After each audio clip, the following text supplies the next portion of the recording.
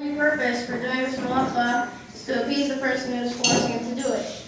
Being that malacha she'eino tzricha l'gufa is only an issur d'Rabbanan, in the case of the Yerushalmi that they did it with Shnayim She'asu, they already had two d'Rabbanans, malacha she'eino tzricha l'gufa and Shnayim She'asu. They would have also carried it through a carmelist, it would have been three d'Rabbanans. It's not necessary to create three d'Rabbanans to lessen the issur. We can bring a raya to this that three d'Rabbanans are not necessary for Gemara, Shabbos, Tafmen, Dalado, and Aleph.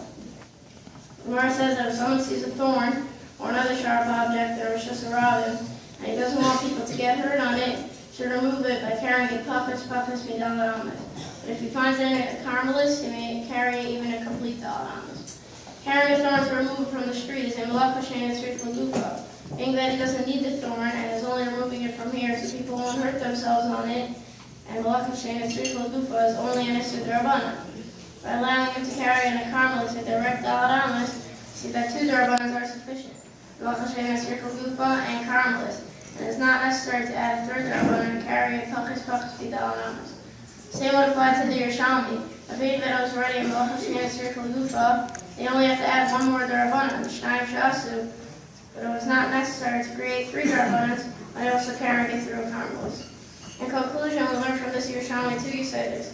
One is that the Torah of Shnayim She'asu is a Torah on the Ikar Issur and not just a Torah Karban. And the second yisod is that if we already do some Issur d'Oraisa to two d'Rabbanans, we don't have to try to add any more colors to further reduce the Ma'aser Shabbos.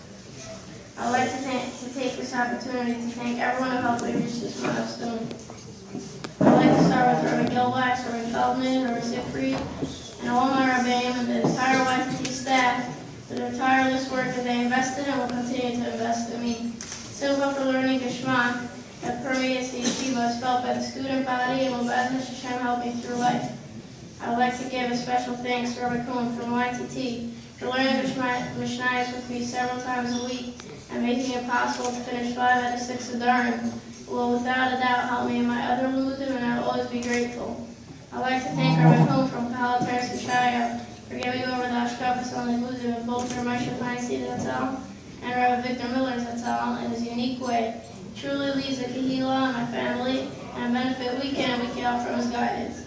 I would like to thank Rabbi Lefkowitz, who in addition to adding a true Makom Torah to the neighborhood, which is open and inviting to all, is personally interested in everyone that comes in and shows a genuine interest in being available for them. I'd like to thank my grandparents for all the support and guidance they have given me over the years. I'm fortunate to have 2 sets of grandparents that guide me. Zadie and Bobby Cohen, who made a special trip from Chicago to be here, and Zadie and Bobby Schwecke.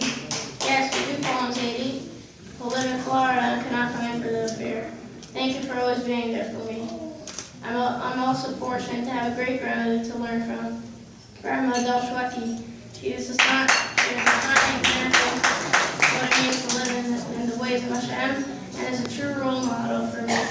For health reasons, she cannot come tonight, but her presence is felt by the entire family.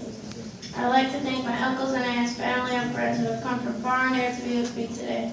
Finally, I would like to thank my parents who I could truly not thank enough. I have no words of them as they have been for me for all the years and are always helping me do what's right. I'll do my best to give them only nachas. And most importantly, I would like to thank Hashem for literally everything. Like we say in Ishmas every Shabbos, Ilufinu Malashir Kayam. No matter how much we praise Hashem, we can't even scratch the surface for what we need to thank Him for. Thank you, Hashem, for everything.